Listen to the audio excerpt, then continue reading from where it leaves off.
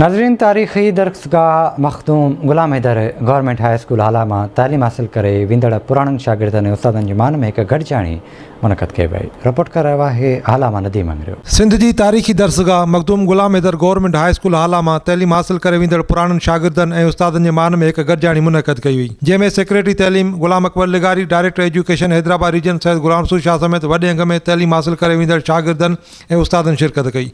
गॾिजाणी में मखदूम ग़ुलाम Haidar high school जे पुराणनि उस्तादनि खे खराजी तहसीन पेश कंदे खेनि गुलनि जा तोहफ़ा पेश कया विया। उन मौक़े ते गॾिजाणी में आयल महिमान आवाज़ टीवी न्यूज़ सां पंहिंजा वीचार वंडींदे चयो त हिकु त इहो हो त भई हिकिड़ा जेके इन स्कूल्स मां पढ़ी विया आहिनि स्टूडेंट्स, ओल्ड स्टूडेंट्स, उहे सभु गॾु थियनि, स्कूल जी भलाई जे लाइ, बहितरी जे लाइ सोचीनि, पाण में हिकु कोऑर्डिनेशन क़ाइमु थिए। ऐं ॿियो त स्कूल जी बिल्डिंग काफ़ी अरसे खां जो कमु बंदि हो, उन जो कमु हाणे शुरू करायो आहे, उहो बि ॾेखारिजे उन्हनि खे त हाणे स्कूल जो जेको रहियल कमु, रुकियल कमु हो, उनखे इंशाअल्लाह ताला हाणे जल्दी कंप्लीट कराईंदासीं, छो जो उन जा टेंडर हाणे थियनि पिया।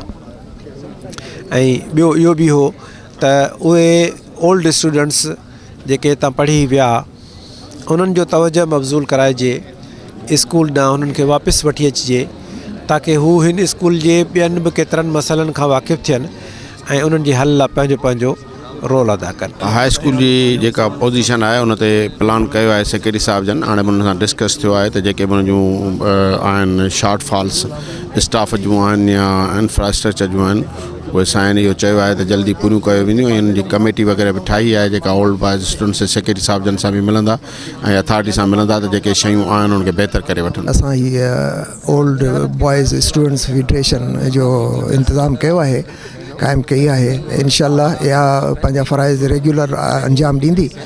अकबर साहब इन में पेश आहे। अकबर साहब जीअं त तव्हांखे ख़बर आहे त मौजूदा सेक्रेटरी एजुकेशन आहिनि, इन्हनि जो त रोल तमामु अहम आहे।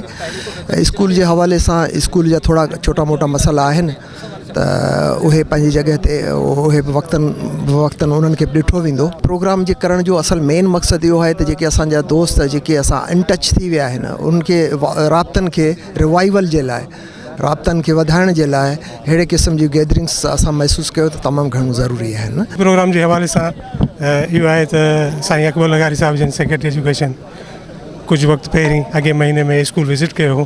पाण हिते 1980 में मैट्रिक जा शागिर्द रहिया आहिनि।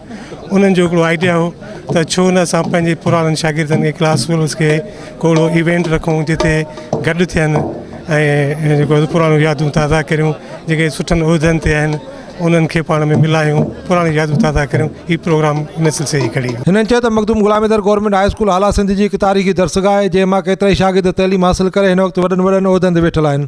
अॼोके प्रोग्राम करण जो मक़सदु बि इहो ई आहे त उन्हनि पुराणे शागिर्दनि खे हिकु प्लेटफॉर्म ते गॾु करे हिन स्कूल जे तरक़ी लाइ पंहिंजो किरदारु अदा करे सघूं। कैमरामैन नदीम राजपूत सां गॾु नदीम मंगरियो, आवाज़ टीवी न्यूज़ हाला।